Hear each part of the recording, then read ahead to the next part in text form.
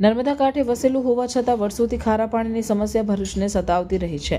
પીવાના મીઠા પાણી માટે ભારે હાલાકીનો સામનો કરવો પડ્યો હતો.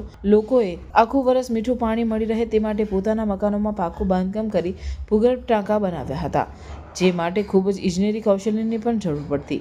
ભરૂચમાં વર્ષો પૂર્વે આ રીતે મકાનોમાં બનાવાતા ભૂગર્ભ ટાંકાની સંખ્યા ખૂબ મોટી હતી, પરંતુ પાણીની સમસ્યા ઓછી થવા લાગતા જૂના ભરૂચના ઘણા ખરા મકાનોમાં હવે આ ભૂગર્ભ ટાંકા પૂરી દેવામાં આવ્યા છે અથવા બનાવવામાં જ આવતા નથી. પરંતુ આજે પણ ભરૂચ શહેરના પારસીવાડ, ચકલા સહિત જૂના ભરૂચના વિસ્તારોમાં કેટલાય પરિવારજનોના મકાનોમાં પાણીનો સંગ્રહ કરવા માટેના અદ્ભુત કહી શકાય તેવા ભૂગર્ભ ટાંકા હયાત છે અને અહીં રહેતા લોકો વરસાદી પાણીનો બારેમાસ સંગ્રહ કરી ઉપયોગ પણ કરે છે.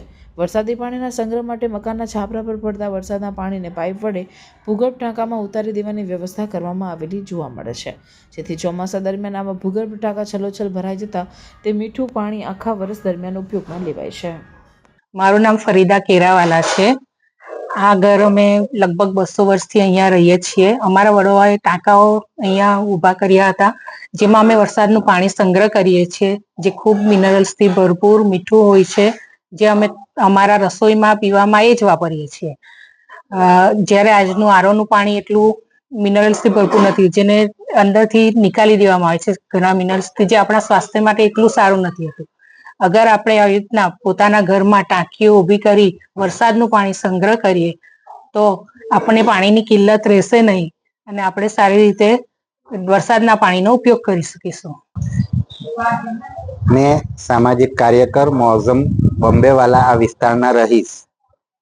વર્ષો પહેલા આપણા ભારત દેશની અંદર જે પારસી સમાજના લોકો આવ્યા હતા, એમની ટેકનોલોજી આજે બહુ જ ઉપયોગી છે. આજે નર્મદા નદીથી આપણે 85 ફૂટ આશરે ઉપર ઊભા છે, છતાં તે લોકોએ અહીંયા જે ટેકનોલોજી વિકસાવેલી, એ ટેકનોલોજી એવી હતી કે તેઓ પોતાના ઘરના અંદર વરસાદી પાણીનો સંગ્રહ કરવા માટે ટાંકા બનાવતા હતા. આજે પણ આ વિસ્તારમાં ઘણા ઘરોની અંદર ટાંકા છે.